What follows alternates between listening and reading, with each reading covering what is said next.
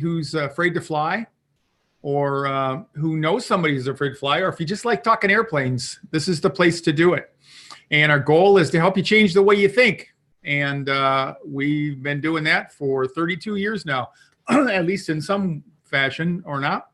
And tonight, with me again, we got Eric Larson on duty as we speak, on duty, off duty in Washington, D.C.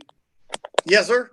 Yep. And he's in the middle of a trip. So thanks, Eric, for taking the time out to get us. And Dieter Staudinger, our ace first officer wingman. And last week, I think you should have been here, Eric. I gave him a lot more tribute to doing that. And that's probably just because I'm sucking up to him because this book is killing me. And anyway, so we want to talk tonight about a little bit about the 201 class, the registration. Man, we got people signing up already for that thing, and it's a great opportunity coming up. We're going to do an encore to the sweepstakes. We mentioned that last week, so we're going to have another launch coming up, and in doing that, we're going to offer another grand prize where I go to you, as long as you live somewhere in the lower 48 states, and we do the coaching thing, and then I'm going to fly over to you and get you on an airplane, like I'm doing tomorrow. Our grand prize winner from July was Terry Foster, and I don't know if Terry's on tonight. We're going to do our last coaching session right after this show here.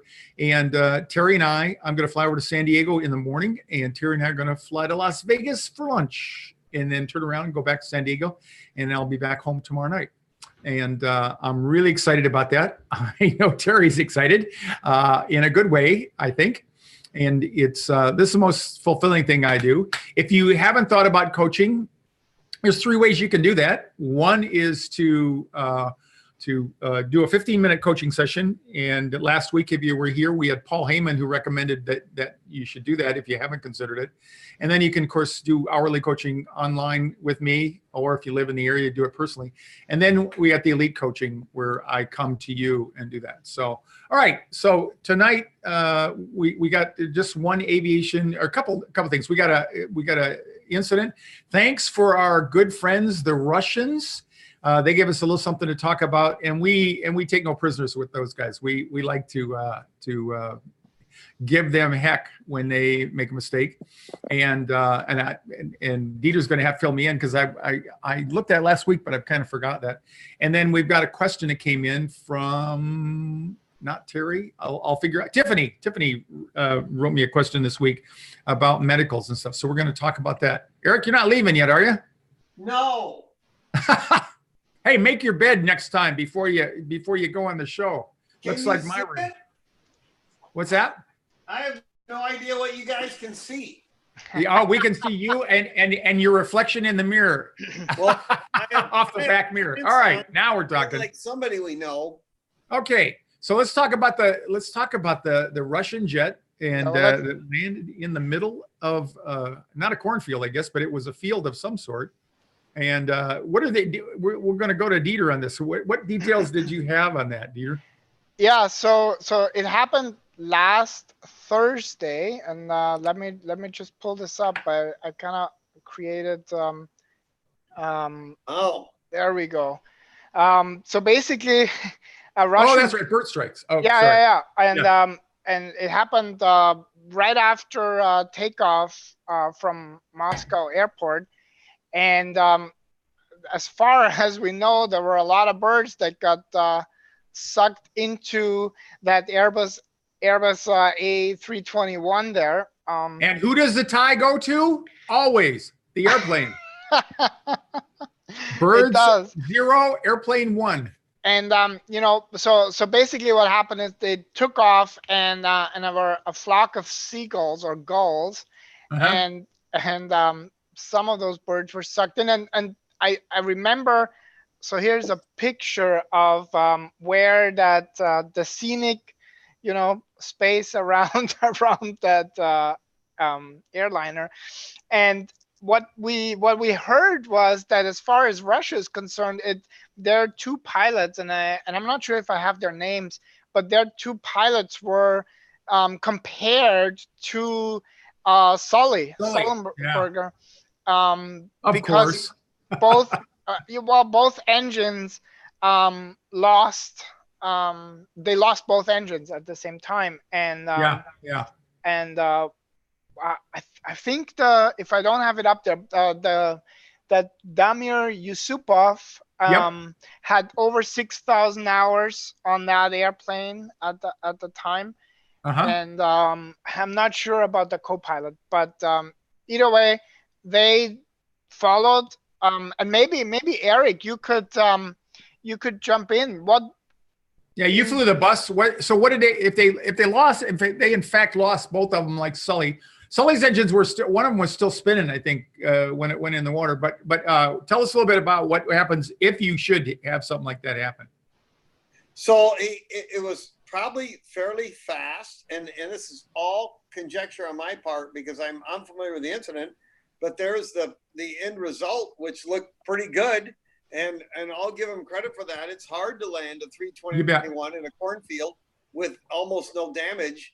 But at the point where they would lose power, they would have the hydraulic pressure would drop as the engine started rotating down. If they were still spinning, they would have hydraulic power.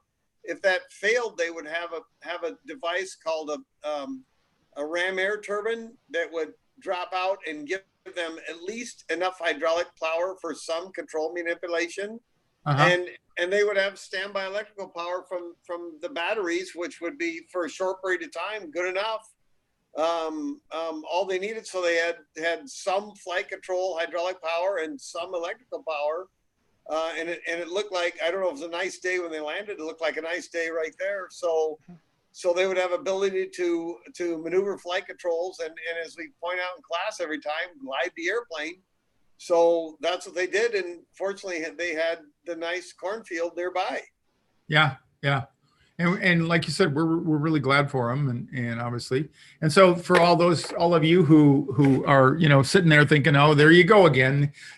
Capt Ron, you always say, well, that doesn't happen that often, and now here we are, a second occasion like that, and who knows? Oh yeah, that really was a cornfield. Holy moly! Yeah, and so they probably got some shock protection touching down on 6 to 7 foot corn. Yeah. So at least they got some luck for the bad.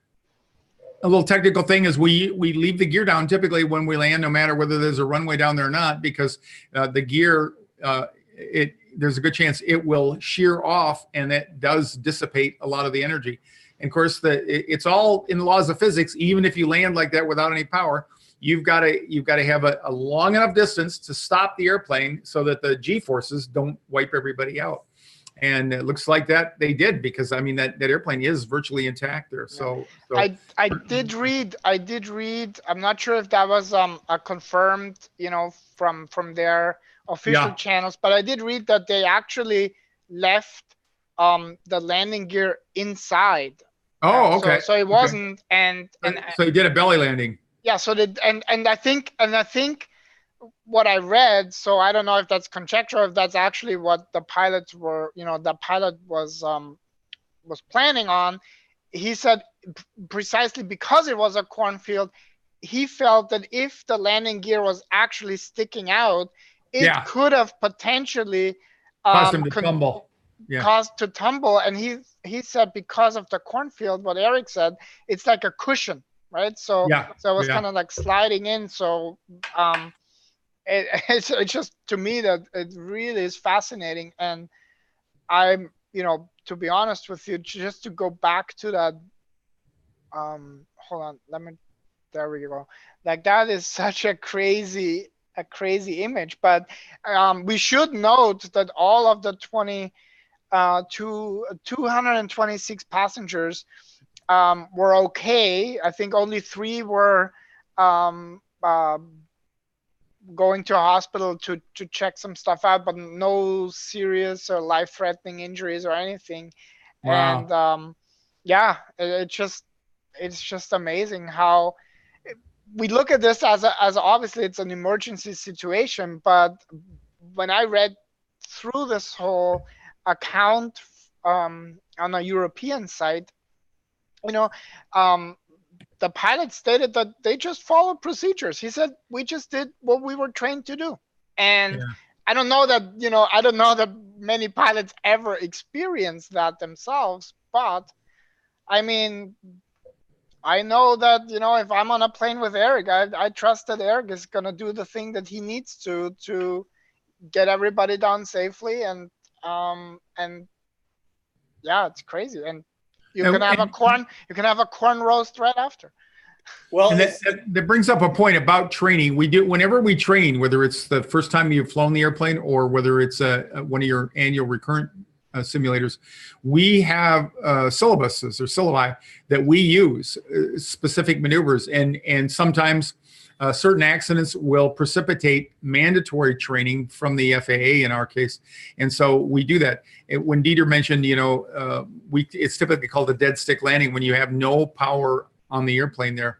I don't think I've ever seen a syllabus in any airplane other than when you first get your license in a little light airplane where you actually practice shooting approaches like that. But I don't know about you, Eric, but I've always had somebody in the sim at one point in time, fail both engines just to let me get the feel of what it's like without power and how you can manage your glide successfully. So, sure, and like you said, good credit to the Russians, because I'm sure this happened at low altitude.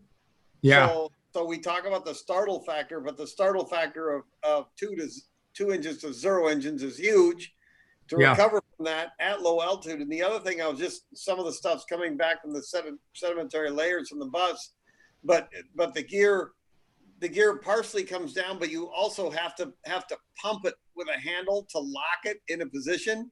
So if they're that low, good point. As opposed to pumping to lock that up, it's like controlling the airplane to not stall it and landing correctly is a bigger deal than the time it might have required to deal with the landing gear in that situation.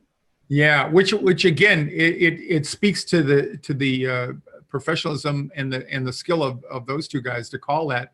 But yeah, if you only had one that extended partially and the other one stayed up or something, that would be worse than landing with both of them up or down. So that sounds like a good call on their part. So again, okay, so there we have it. We brought up something that, because it's in the news, we don't ignore things like that.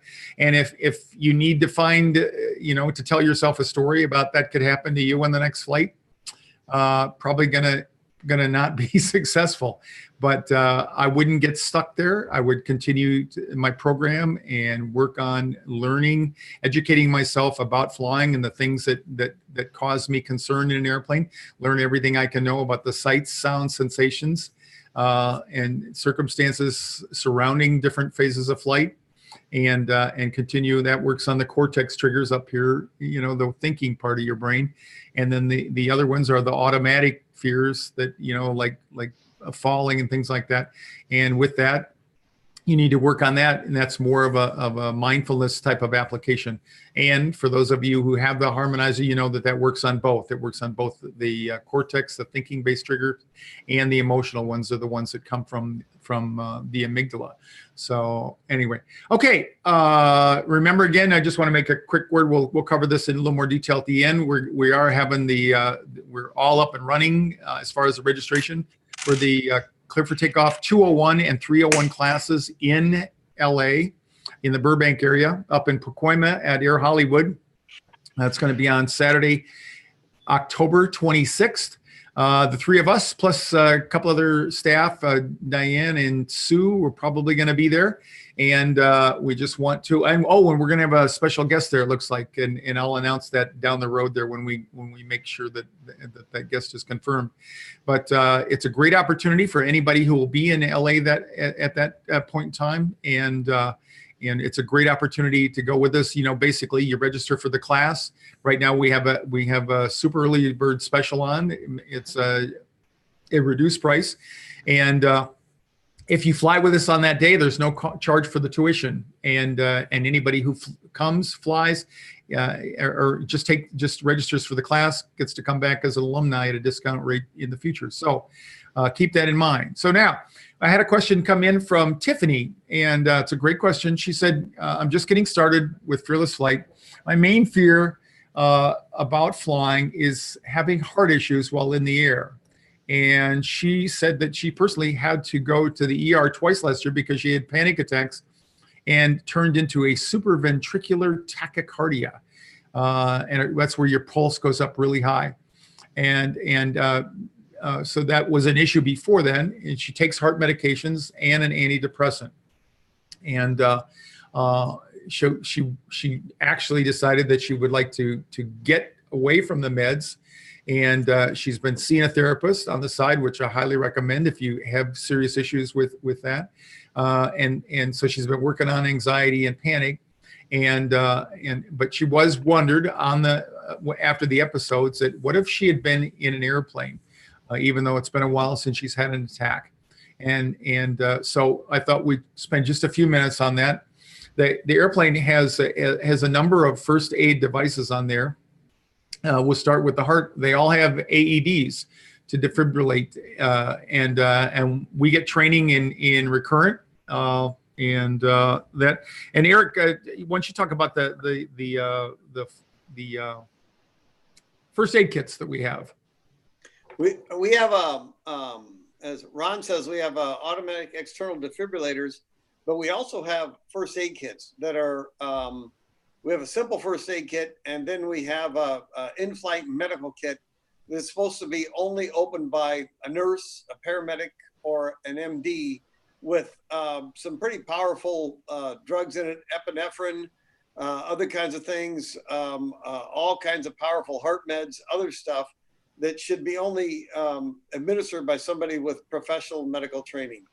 And when we've had those incidents, which are rare, but occasionally we have them, my hat has always gone off my whole career to the medical community when we ask for or seek out a doctor on board. Unfailingly, 2 or 3 of these guys or gals will get up and volunteer to help, and that's source one. But our main source is all of us now. All the airlines have are contracted with physicians groups on the ground that contracted the airlines, and they're sitting there 24 hours, 7 days a week. Somebody's on call waiting for emergency medical calls from the airliners, put through by our dispatcher, which we've talked about before, and we give them the stats. How old is the person? What's the condition? What's happening? And they just go bang, bang, bang, bang down a flow chart, and they can give us expert medical guidance relative to the person and relative to the position of the airplane. Should we go forward? Should we get out of the ground fast? What should we do? And also we can have that person on the ground speak to a professional medical person in the airplane, so they can coordinate the care and what's the best solution for this person. So we have a ground professional medical asset plus people on the airplane, and we have equipment on the airplane available for use. So for being isolated and in the air a long ways up, we're in pretty good shape for that sort of thing. Yeah, and we are encouraged, more than encouraged, it's official policy to follow the advice of the agencies that we're getting information from on the ground. Because on occasion you'll have somebody, the medical people, that'll step forward in the back, and and what they're looking at, you might think that they have the most current information, but the people on the ground are the ones that have perhaps a little bit of a step back from it and aren't so caught up in that. And so every once in a while, a flight attendant will mention, that they had a nurse or somebody that was insisting that we land, but MedAir, one of the agencies that we're using, said, no, you'd be better off going on this. And there's some other contingencies that come up with that. So like, if it's 2 o'clock in the morning and you're right over what you think is a major city, and they can also coordinate this. If we land, there might not be anybody at the airport that can open the door, so we can land, get on the ground, and have nobody to get the person off the airplane. So that's the other big thing that they do, is they coordinate that all in advance, and it's just a great service. I've only had to do that once, and I was close to the destination, and so we just ended up landing in there. I don't know if you've had any experiences with that, Eric. It happens rarely. I've been on the edge of divert, but haven't had to yet. Made it into wherever it was I was going, and fortunately, the people concerned were all fine. They made it. Yeah, and if you're Our own Diane Hansen. Hi, Diane. She says Yeah, that she had it. She said one. Yeah. all FAs are trained in CPR and obviously in AED as well. So, and Diane would know that because she recently did become a flight attendant, and and you know what? Any flight that Diane's on, that'd be an awesome flight. So, and medically, I think we'd be covered very well as well. I actually was on a plane. Oh my God, that was in the that was 1991 maybe. And somebody experienced some kind of medical emergency, and like you, Eric, at the time, we were close enough. I think I was going to Barcelona, to be honest. I can't remember exactly. I know it was Spain, so either Madrid or Barcelona. And so they were able to land. Even way back then, you know, they called on any doctors and they stabilized the person. I mean, it was a lot of action there on that plane, right? Because everybody's, Yeah. you know, so, I do remember, you know, hearing, you know, that man yell, scream, because he was obviously in distress, and it really didn't matter whether he was on an airplane or not. He was in a medical emergency. And then I do remember when we landed, we didn't actually pull up to the gate. They taxied the plane like literally to a gate where the ambulance was already there and a fire truck was already there, and whisked out that patient, and boom, and then we went actually to taxi to the gate and disembarked from the plane. So you know what? I never knew if that guy lived or died, but you know, I can tell you that when they carried him, because he was sitting more at the back, and I will say this, that was the days when you could smoke on an airplane too. So as they were carrying the person forward, you know, people were like, you know, showing their affection and well wishes in all sorts of languages, which was really, really cool. I mean, that was it was more than 20 years ago. And I still remember that part, that, you know, how people kind of came together and really, yeah, it was. Yeah, and the thing that I'd like to kind of close this up with is that you know, Tiffany's fear was more about being up in the air and feeling a sense of isolation and remote. And I've said this before, in many ways, you might be better off having a heart attack in the air than you would be on the ground someplace. Certainly if you're in the middle of the desert or something like that, it's going to be a while for you, not only before you get help, but before you get any information.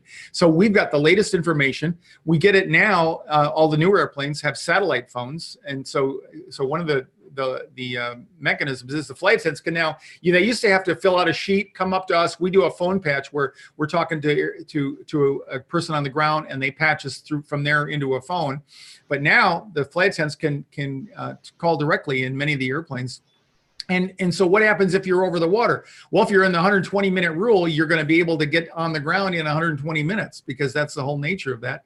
And even that, you might still only be an hour away. And frankly, from 35,000 feet, it takes you half of that just to descend and land. So you can be in really good, better prepared for that at altitude or in an airplane than you would even if you're in your car. And it's also ironic. My caregiver went to the D-backs game on Saturday night, and someone just about 3 rows ahead of her had a heart attack, and it was very serious. There happened to be a doctor that jumped over the seats, went down there and had to do, I think she said he had to do CPR and compression for like almost 30 minutes in the D-back stadium. It took them quite a while just to get them. And they've got multiple people on duty out there. So, but it was people couldn't believe. And she said, this poor doctor, man, he just wore himself out doing compression, and he got him back once, and then he went out again. And so not always is it better to be in a major metropolitan area necessarily. So, But here's much- one thing where being in a major metropolitan area is a great thing, especially if you're in Los Angeles. There you go. Because one of the things to, that this image, actually, you know what, Eric, I'm gonna let you tell everybody what that image is about. When There's Diane, by the way. He's got his arm around Diane there, our yeah. newest flight attendant on staff. Yeah, people get in trouble for that kind of stuff anymore. Yeah. We don't You've wanna got be years of saving- experience, so We don't want to be saving photographic records of that, but that's our class. After we flew, the last class we flew, we did Burbank and Sacramento and back. Yep. And we got 27 out of 29 people who wanted to fly on board the airplane, and our average was in the low 20s, 25 years. It had been 25 years on the average since those people had got on an airplane at all. So it was such a huge, major victory and a huge hurdle. And the great majority of them got over it. And not only did they accomplish that, and it was such a powerful emotional experience for me, as well as them.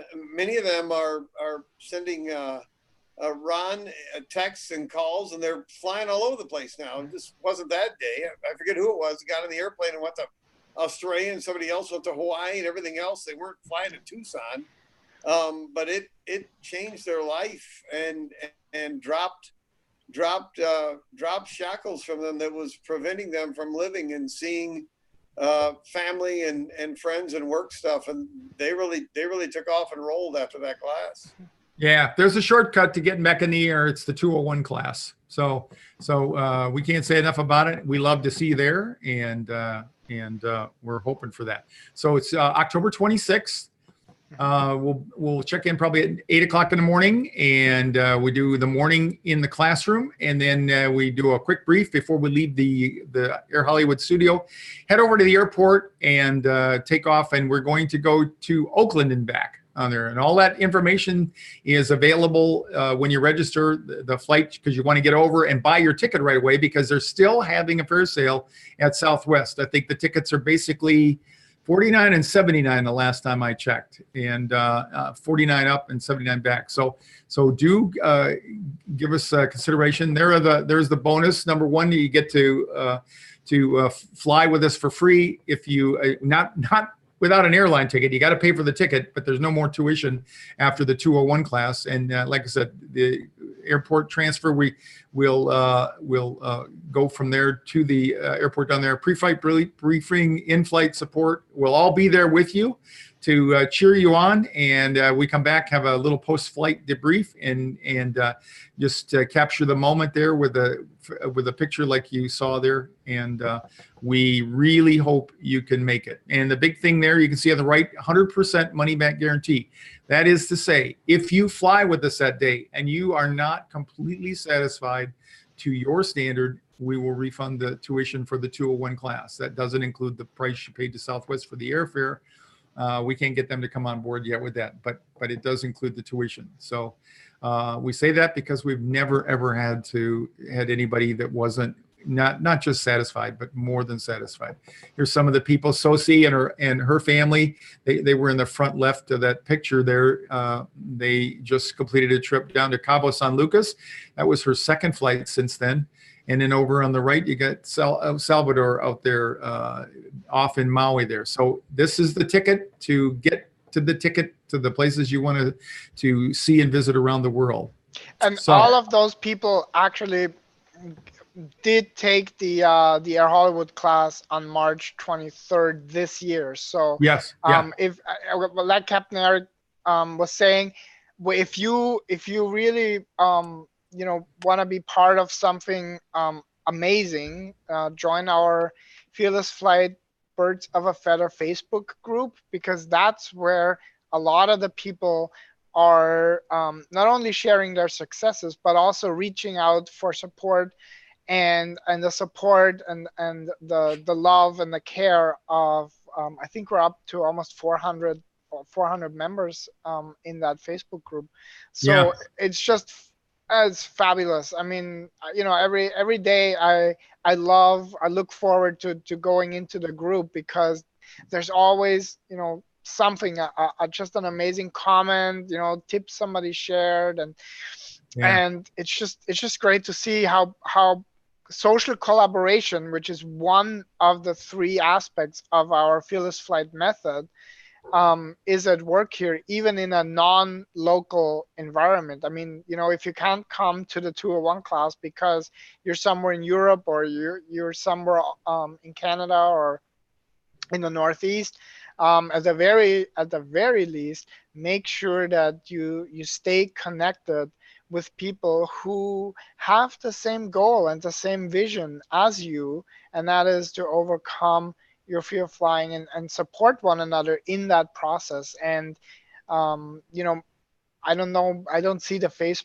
like right now I don't see the comments, but if I know Jim was in there earlier, and I know Michelle, you know, they can tell you, and they will tell you that, you know, this class was really life-changing in the sense that it opened up a completely new experience for them, and obviously increased their ability to travel. So, and travel well, not just travel, but travel well. Yeah. Okay. So much for that. You guys got anything else before we push off? No.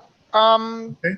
That's it. I will put all the links that we mentioned into the show notes after the show. And if you have any questions, because we do get questions every week, so we're kind of collating them, or we're maybe next week or the week after, we're going to answer some of your questions in a little Q&A style with Eric and you, Ron. And maybe, God knows, I mean, Diane is here and there and everywhere now that she's working as a flight attendant, but maybe we can get her on sometime as well and have some firsthand experience, because I do want to share something next week. I don't know if you saw that, Ron. One of our Birds of a Feather group members did what we recommend to do, and that is talk to the pilots, talk to the flight attendants when you first board the plane. And she talked to flight attendant, and during the flight, I guess the flight attendant, you know, kind of came by a couple times, and she saw her being in a little bit of distress. So the flight attendant handed, I think it's Carly or Carla. Oh yeah. Handed Carla a napkin, and there was a handwritten message on that napkin from the flight attendant to her, and Carla actually took a picture of that, and I want to share that picture next week because it's just unbelievably cool. So, and the reason why we recommend that is because for most of us, when we have anxiety, it's coupled with our shame, so that prevents us from reaching out. So we're kind of isolating. We're kind of, you know. Yeah, exactly. And I just had a coaching call last night. Same thing. And this gets to be a theme with a lot of people. Is when you feel less than, when you feel like you're the only one and nobody else is having this kind of thing, we do pull back. And so one of the things that comes up a lot coaching people is just really social skills, reaching out to the person next to you appropriately, telling the flight attendant, telling the pilots, and getting people involved in that. And it brings you out. And I can't tell you how many people I've shared with that when they did that, the person next to us said, "Oh my God, I'm terrified." And they end up coaching them. And I don't know about you all, but the best way to get over whatever you're doing is teach what you need to most to learn. And so it's a great idea to share and be open with that. So okay, so we are working on the book launch. We got the registration open, and we'll be back again next week. Thanks, Eric, once again. Go get some sleep. What time are you gonna launch out of there tomorrow? Just out of curiosity. Not bad, about 1700 East Coast time, but I'm okay. Feeling Dieter's lateness of the hour now. I'm instantly tired. All right, and Dieter and I got plenty of stuff to keep us busy. Exactly. Yeah, so we shall see you all next week. Thanks for coming back to Fearless Flight Live, and we're signing off. See you next week. Bye-bye. Bye-bye. Bye-bye, guys.